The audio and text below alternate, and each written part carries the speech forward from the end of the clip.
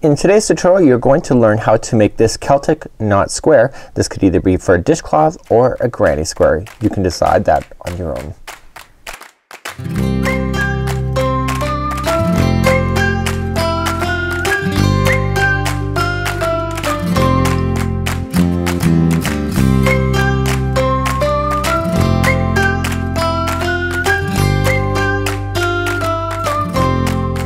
Welcome back to the Crochet Crowd as well as Yarnspirations.com. I'm your host Mikey. Today you're going to learn how to make a Celtic knot square just like so.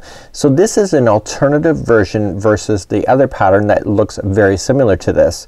Now you will notice in the pattern that one of the rings is wrapped around the other ring slightly different, and others are saying hey, it's not really that correct. So in today's tutorial I'm going to show you how to make this square, and you can see that the middle actually looks more refined and is what people are really asking for. So in today's tutorial I'm going to show you exactly how to do the one that you can see on screen. The alternative version, the other version that we have, is as per the pattern, and all the difference is that when we go to make the chain for the final square on where you weave it through the other circles in order to make it work. So let's begin now. So let's begin to go through some of the instructions first on the tips. So you're looking at this photo. Which one is ring number 1, 2, 3, and 4?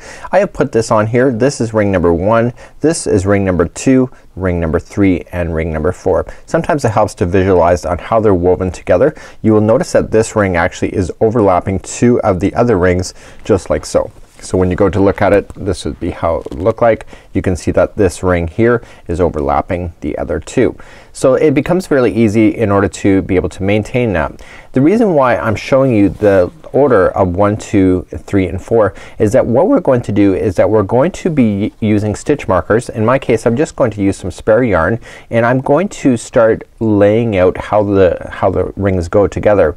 I found that when I was doing this in the tutorial prototype is that I realized that one of my rings was upside down because I was kind of looking at it, and it matters which direction that you're going around the center chain. So I happened to go around backwards on one, so it made one of the rings appear upside down.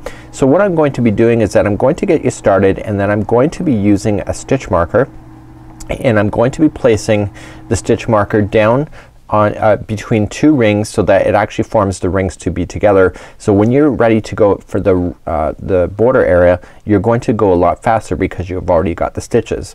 I also figured out in the pattern it says to count over to the 35th stitch when it comes to doing the rings. I'm not going to tell you to do that today. What I figured out is that in one direction we're going to skip over a number of stitches, and in one direction we're going to skip over to another. So it'll say skip over a certain amount, and then the next one skip 35 stitches. Well, I just went backward. I counted backward from here to there in order to make it a lot faster in order to work out. So that's what you kind of see is going on. So today we're going to be using a size I 5mm crochet hook today. The pattern is free, which I'm going to provide, and we're going to work step by step. So we're going to work on ring number 1, and then the next ring will go inside that ring, the next ring will go inside ring number 2, and then ring number 4 will go in between 1 and 3. So let's begin, and I'm gonna try to go as slow as possible but also teach you how to do it at the same time. So we're about to begin ring number 1, and ring number 1 is down here. I can see by the photos, see how this one is overlapping too, so I can see that this here is ring number 1. Now where we start our chain and where we come all the way back around is exactly where you're going to be doing the joining to the corner. So whenever you're working with these rings, always the corners are always the start and stop of your rings, and that makes it very easy to follow. You will need a darning needle today in order to hide in your ends, especially if you're using this as a dishcloth. But of course this could be very ornamental at the same time. Let's begin ring number 1, and I want to create a slip knot, and using your size I 5mm crochet hook, just insert into the slip knot, and remember that never counts as one. So as per the instructions, and this is how we're gonna do all of the rings, so they're all the same, but it's when you get rings 2, 3, and 4, it's how you join it when it comes to making the full circle that makes a difference. So let's all chain 20. So we're gonna go 1, 2, 3, 4, 5, 6, 7, 8, 9, 10, 11, 12, 13, 14, 15, 16, 17, 18, 19 and 20. Being ring number 1, we can certainly just go back right to the very beginning chain, and let's just grab our yarn and pull through for a slip stitch, and that will form your ring. So the whole ring that we're going to be working on will work around this chain. So let's begin our first revolution. There's only one revolution around these chains. So the first one we're going to chain 3. So 1, 2, 3. Remember, in the rules of crochet that counts as a double crochet, and then it's asking you to do 43 double crochets around the center ring. So you see this straggler right here, just make sure it looks like it's part of it, and then you're just gonna crochet exactly around that chain plus the straggler for a total of 43 times, and with that chaining of 3 in the start you should have a total of 44 when you're done. So you just continue to do that. I'm gonna leave that for you, so make sure that you just double crochet 43 times after the chain, and then with the chain it's a total of 44 when you're done. So please do that, and I'll meet you back up in just a moment. So I have a total of 43 double crochets with the chaining of 3. That makes it 44. So you see that there's a little bit of a space left. You might have no space left at all. You might have to squeeze everything. That'll balance out. There's some tight areas in amongst this, so don't worry about it. Now what you have to be paying attention is make sure that this is not all twisted up before you go to join it, and you just join it to the top of the beginning chain 3. So this is how you would do it for all of them as far as finishing off. So I'm going to just do a slip stitch, and everything will be balanced. I'm not even gonna worry about that at this moment. So I'm just going to cut my yarn, and I'm gonna show you how to fasten off, so, or to be able to finish it off. And I just wanna grab the yarn and pull through just like so. Now if you're using this for like a dishcloth, you're really gonna wanna take care of your loose ends, and I would do it at the same time of doing each one of the rings. So I'm only gonna show how to finish this off once, because all the rings are the same.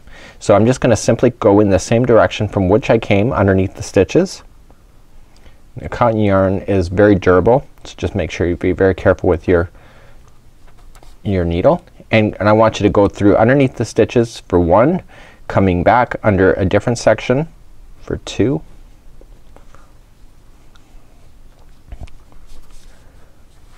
and then going back into the same direction as before for 3. So when you go 3 times, it prevents it from ever falling out in the future. So now I can safely cut that yarn right down. And what I want to really pay attention to at this point is which side is my right side and which side is the wrong side, because I made a mistake with my first one. So I'm gonna just start sliding things down into position. So just move things down. It'll just all work out, and then it will be really well hidden at this point. So don't worry about that. So you just have to say which side is up and which side's down. This is the good side, so this side is gonna face up. This is the bad side. Do you see the difference? So you gotta make sure that when you're working with this, if you're gonna do all the bad sides up, then you do it all that way, but I want you to concentrate on getting the good side, the right side, to be up at this point. So where we joined, and let me show you how to put a stitch marker in, because it's gonna matter. So it doesn't say to do this in the instructions, but I'm going to recommend that you do this. So where we joined is the middle. Okay, so this will be a corner of your square. So what I want you to do is that I want you to count over to the 10th one on the one side. So this is the middle. So we got 1, 2, 3, 4, 5, 6, 7, 8, 9 and 10. And I want you to slip in your hook into the stitch and grab your stitch marker, and I want you to mark it. So I want you just to pull through that stitch with this other yarn. Just kind of mark it so it stays there. So don't pull it too tight. It's just there for representation. And then going back in the other direction, I want you to go to the 10th one as well. So 1, 2, 3, 4, 5, 6, 7, 8, 9 and 10. And again, slip in your hook, grab your stitch marker. Use a color that's opposite or different from what you're using. It makes it easier to follow. So basically what I'm doing here is that you will notice in the squares we are attaching to the corner of the square here, and then these two represent where they're gonna attach on the border.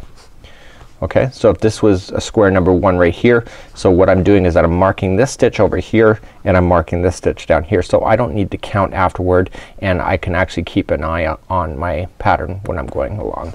So let's get this, just put this aside for now, and we're going to start ring number 2.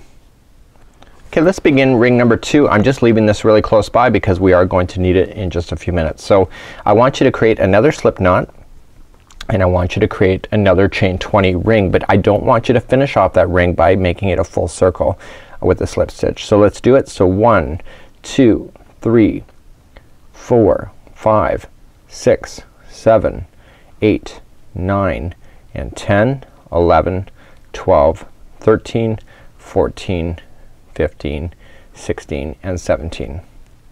Okay, so 17, what am I doing? 18, 19 and 20. So here we go, we have our 20. But before I finish it off, I want to make sure it goes into this center ring. So if I'm looking at my project, okay, look at it from this point of view. So look at it from, this is the corner right here. See where it is? So I got one up here and I got one down here, and this is the middle of the dishcloth.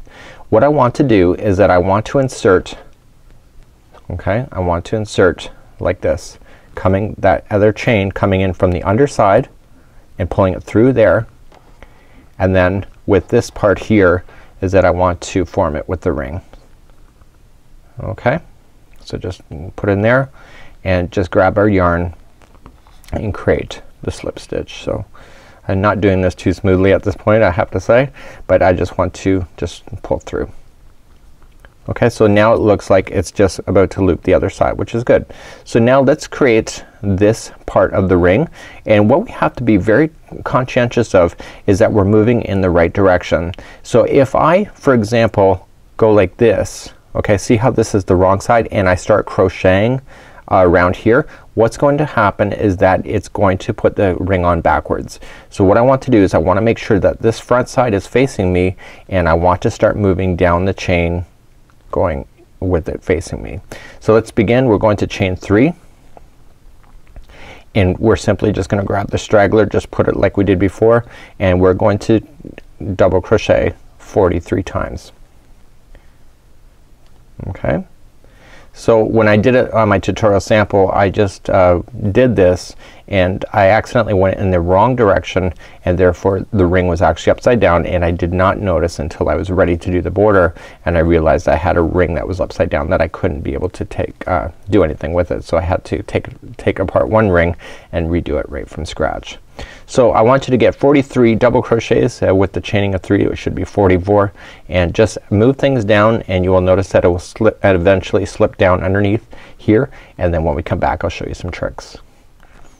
Okay, I've just done my total of 43 double crochets, and with the chaining of 3 it makes it 44. So I'm going to fasten off like I just did, and what you can actually tell is that if you put it like this, you can see that the front sides are both actually facing you, so you don't have something. Now what if I said that was like this? I don't want you to do that. I want you to have the configuration just like you see it on the screen here, and when we come back I'm gonna fasten this off like I did before. I just don't need to show you again, and what I'm going to do is that I'm going to show you a technique on being able to speed up the process, because I'm gonna show you that you can do a little secret right here, and this is not in the pattern.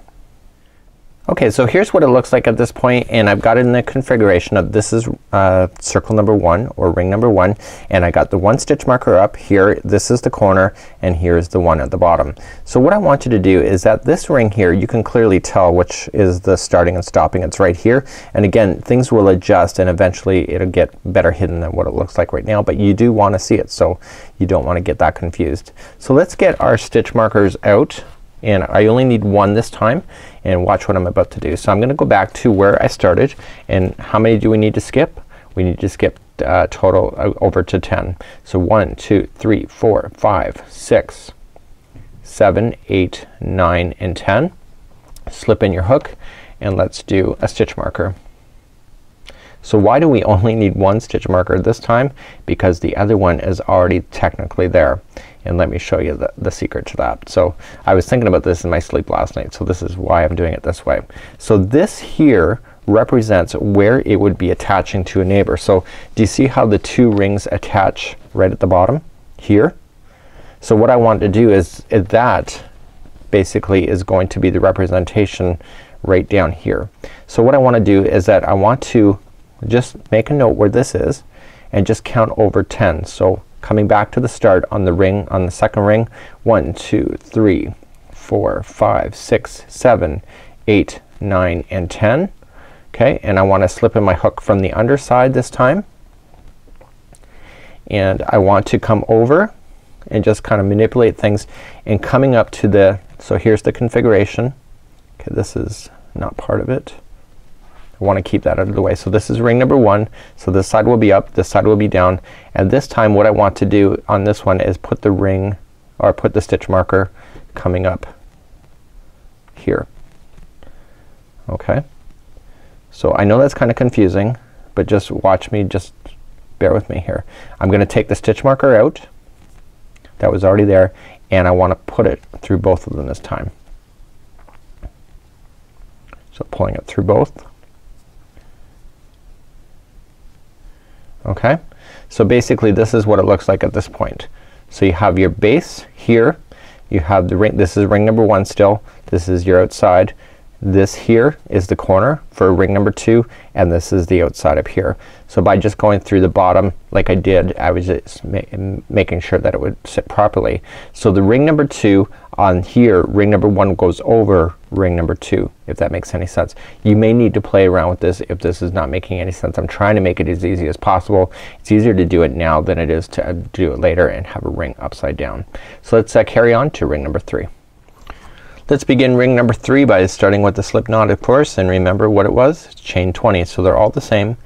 So we got 1, 2, 3, 4, 5, 6, 7, 8, 9, 10, 11, 12, 13, 14, 15, 16, 17, and 18, 19, and 20. So before we finish the ring, we have to bring our project back. Okay, so here it is. So see, now that it's attached at the bottom, I know where that bottom is. When the rings are not attached, when you're going to do this, you can get confused really easily. So that's my whole point. So this time what I want to do is that I want to shift it so it looks like this, and I want to bring my project from the underside, okay, and through. So this is ring number 2. So bring it from the back side and bring it forward, and then just insert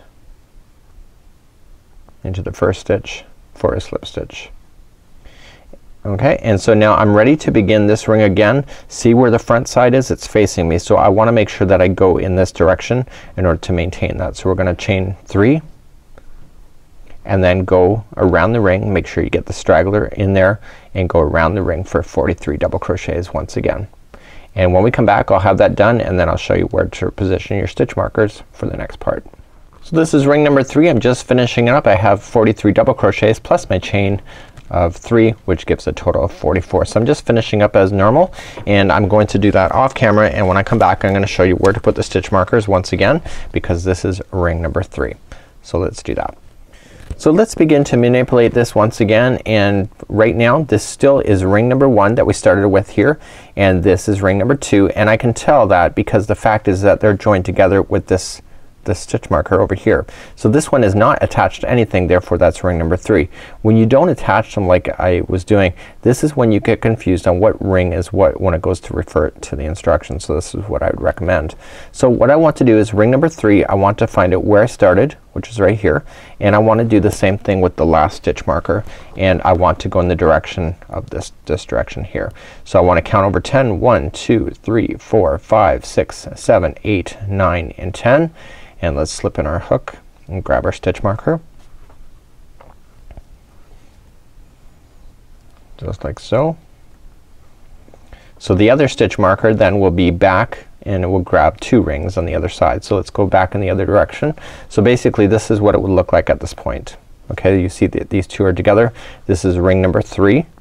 Okay, ring number 3. Here's the corner of that ring, which will attach to the corner of the square. So what I want to do is I want to count over 10 in this direction. 1, 2, 3, 4, 5, 6, 7, 8, 9, and 10, and just slip the hook from behind just like so, and I want you to go to the stitch marker right here. Okay, so the other side of the stitch marker is attached to 2 rings. This one is not attached to anything else, so I want you to slip in the hook first and then take out that stitch marker. Okay, and I want you to pull it through both of those and replace it down I'm telling you, this is a lot simpler, I have to say. Okay, so now what I have here is that you can see that the 3 rings are now attached together, just like you see. So they're here and here, and now it's time for ring number 4, and ring number 4 is when we start going through 2 loops at the same time. So let's begin to do that next. Okay, this is the alternative way of doing it. Now as per the pattern, we looked at our square, at our circles here, and we noticed that the rings come in, the final ring comes in through the bottom of here, comes up over top, and then continues over top of this one, and then goes down. But if you look at it, it's actually done differently in a Celtic knot itself. Now because you already have your stitch markers in, you can see that everything is just laying out properly. So what we need to do is just come with your tail end, okay, come in from the back side of this ring here, okay, and just pull it through. Keep your hand on the hook here, and then come down here. So just come down here, and then just grab this one over here. Okay, this is the upper right one here, or the upper left, and then just coming around through the bottom, so underneath that one. So you basically have come out through this one, you're on top of this one here, and then over here you're coming in from behind, and then come around like so. And so basically you then join it at that point. So again, there's better instructions, more visual on my website if you need those, and basically this is what it should look like at this point. So the original would have this chain, the original pattern has this chain going up over top of this one and this one before going back down. So once you have that into position, just like you see here, just finish it off with a slip stitch to make the ring, and then begin to double crochet. So I'm gonna begin that in just a moment. So looking at your work from the front side, just like you see here, so this is the back side. On this back you can see that the back of the stitches, I want you to just chain up 3. So 1, 2, and 3, and then coming down into the actual ring itself and do 43 double crochets going all the way around. So you just have to rotate that around to access all the entire ring, and just do that. So when we come back, we'll finish that off, and then we'll begin doing the borders after that. We'll place our stitch markers into position at that time as well. When you get all the way back around, just slip stitch into the top of the beginning chain 3, just like you have been doing all along, and then just fasten that off nicely. And when you go to double check your work, and I'm gonna do that in just a moment, I'm gonna fasten off first, everything should be laying properly, and all the rings should be facing in the upside direction with the beautiful Celtic knot right in the middle. Now I've completely fastened off, and this is the ring here, and you can tell it's not attached to anything. So what I want to do is I want to lay the stitch markers in a position like I did before. So going from the corner, we want to count over 10. So 1, 2, 3, 4, 5, 6, 7, 8, 9, and 10. And knowing it's naturally over top of the other one, I just want to go in through the front side, and then into the other one that's already marked. I want to take out this stitch marker that is there already, and then pull it through both of them. So even though it is the 4th and final, it's just still easier to move these stitch markers now, because then the next rows become easier. And then we come back and do the other side. So back to the corner here. So 1, 2, 3, 4, 5, 6, 7, 8, 9, and 10. Now this one here, this stitch marker is over top of the other one. So I want to come in through this stitch marker first, and then into the 10th and behind. I'm going to remove that stitch marker out.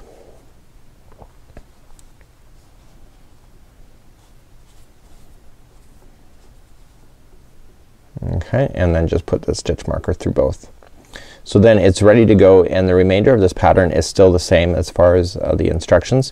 And so when we come back, then we'll start off in a corner and begin to do that process at the end. So this is the alternative way of doing it, so that you end up with the Celtic knots just like right in the middle. So we'll show you that at the end of the tutorial and how it looks. So let's begin to do the border. As per the instructions, it says to start on ring number 4, but can I let you on a little secret? Because we've already have attached these here, it doesn't matter which corner you start on. It really doesn't. The instructions never said to put all these stitch markers in, therefore it's trying to get you to do your orientation, which makes total sense. So here is the 4th one right here, and I'm just gonna, I can follow it at this point, but I can just slip in my hook, grab on my new yarn, and we're going to do a slip stitch. So just bring it in. Okay, and we're going to create the corners first.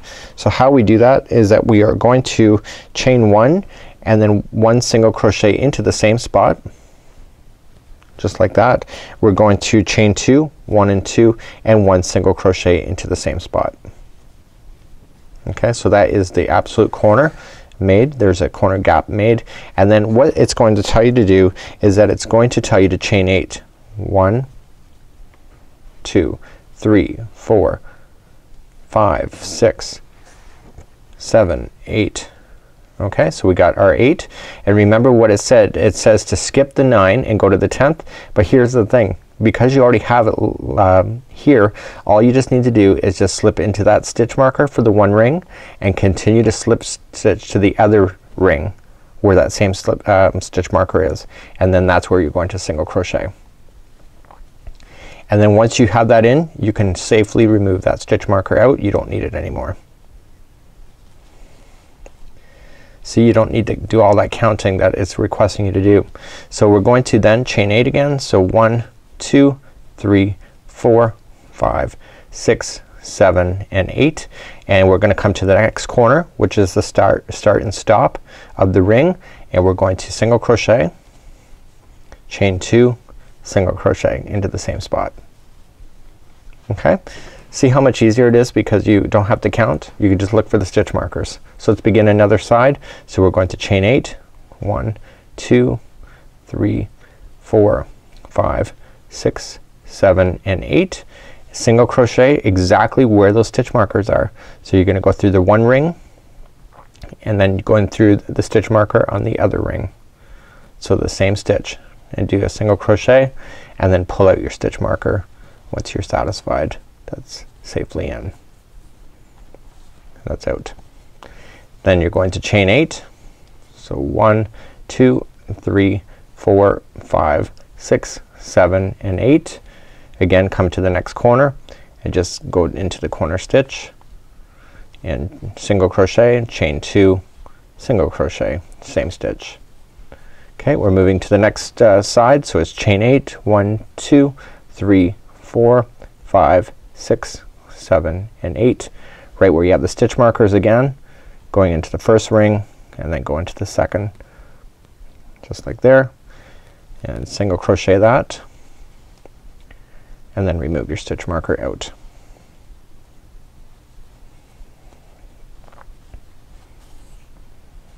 Got it, just like that. Pull everything tight again and then chain 8. 1, 2, 3, 4, 5, 6, 7 and 8. Okay, the next one is a corner. So going to the corner one, single crochet, chain 2, single crochet. Okay, you're going to another side. So let's do this. It's chain 8. 1, 2, 3, 4, 5, 6, 7 and 8. Again, this is your, I think, your final one. So just right where the stitch marker is in the front one, stitch marker is in the second. Okay, single crochet. Remove out that stitch marker now.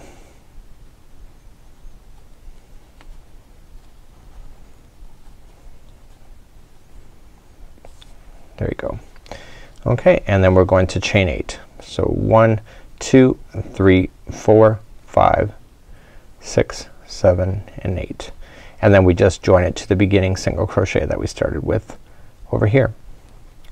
So that's how we go all the way around on this one, and again, because I already had my stitch markers in, I can safely go into everything and it just starts to look all good without having to recount and really try to fight with these rings in order to make sure they're sitting properly.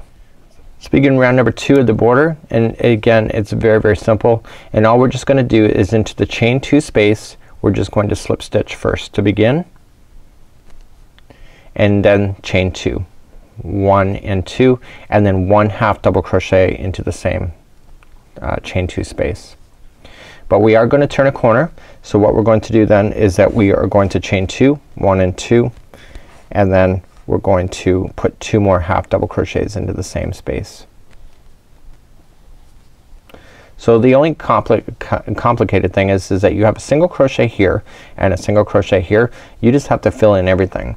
So you're going to put 1 half double crochet into the first single crochet before going into that chain 8 space, and in the chain 8 space it's asking you to do 10 half double crochets. So that was 1, 2, 3 and 4, 5, 6 and 7 and 8, 9 and 10. And then you're in the middle, okay, on the side, so you're gonna go into that single crochet for a half double crochet, and then you're in the chain 8 space over here, so again another 10. So 1, 2, 3, 4, 5, 6, 7, 8, 9 and 10.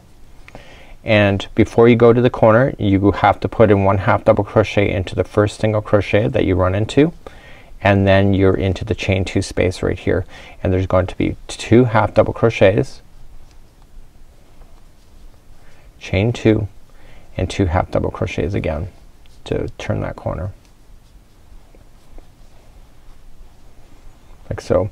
So when you begin this side, again a half double crochet in the single, and then there will be 10, a half double crochet in the single, and then another 10. And so I'm gonna have you do that on your own, and you can see this is what it's looking like at this point. When you come all the way back around, don't forget to get that final half double crochet into the first single crochet, and then just join it to the top of the chain 2 that you started with. So this is what it looks like at this point. You can see that it's starting to really come together. So the next round is really simple. We're just gonna simply chain up 1, and then we're gonna put 1 single crochet into each one of the half double crochets around, except for the corners. So it just as we're doing a single crochet first. Now here's a corner, so you're always gonna put in 3 single crochets into the corners.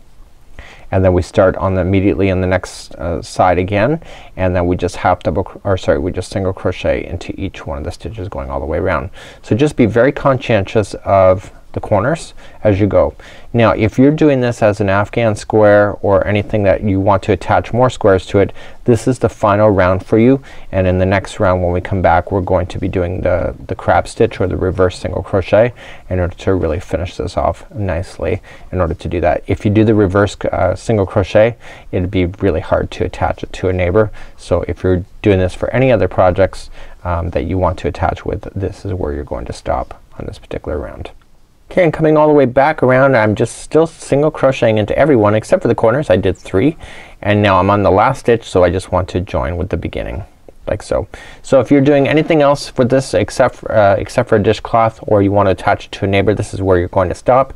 But for those that want to finish it off, and all the rings do sit flat once you get it going as well, once it does like that. Let's see, isn't that kind of cool? So now we're going to do the reverse single crochet, and let me show you how to do that first.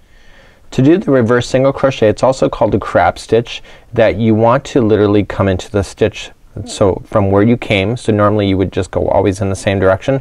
This time you're gonna go backwards. You're gonna go from the direction that you just came from. So you're just gonna go this way.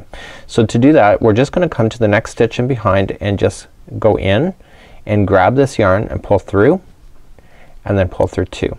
Okay, so that's a single crochet but in the reverse. So instead of moving forward, we're going to move backward. So we're gonna come to the next one behind, just in and pull down, okay, and then pull through. Okay, so we come to the one in the back, pull through, you got 2 on the hook, pull through. So you just continue to do that all the way around. You'll notice if I'm just gonna be a little more detailed, when you go in and you pull this one, you pull down. So this yarn is actually the first one there, the first loop, and then the other one, the loop there, is the actual original. So it makes it appear to be in reverse, and what it does is that it gives it a beautiful ribbing effect on the outside of your cloth, your dishcloth. And you just continue to do that. So on the corners, it doesn't matter what you just do, you just have to make sure every single crochet around is getting a reverse single crochet, including the corners. So you just have to follow it stitch from stitch all the way around, and when you come back, we're gonna be all the way, when I come back I'm gonna be all the way done, and you can pretty well whip through the single crochet in reverse pretty quickly once you get the habit of doing it. It is kind of backwards from what we're used to, so if you've never done this before it may take you a little bit longer. Okay, so when we come back I'll have this done and we can just examine our work and then move along. Once you get all the way back around, you're just going to fasten off like I've showed you already, just with the darning needle. It does a great little finish. Make sure you go all the way right to the starting, just like so. And I'm just going to cut my yarn, and I'm gonna grab a needle off camera to be able to fasten that in. So here's one last tip before I leave you for today. So what's gonna happen is that the rings are now set into place just like you see here. Now if you are more comfortable and you want to put in a little stitch, you can put a little stitch so that all of the rings are going to be non-movable right in the middle. That's a choice that's completely up to you, and this actually works out to be really quite nice once you get it. So as per the instructions, it says to steam it, but you can also wet it as well, and then it'll take its proper shape. And if you want to fasten everything down right in the middle, then you don't have to ever worry about these rings ever coming out of alignment as well. So this is how you do a dishcloth, and this is a Celtic Knot square, and this turns out really amazing. My other sample I did last night, I was really excited about it as well. And you can use any color that you wish, and you can even change the colors of your rings. You know, the creativity is up to you. Until next time, I'm Mikey on behalf of the Yarnspirations as well as the crochetcrowd.com. When I come back in just a few seconds, I'm going to show you what these look like from a top angle looking down.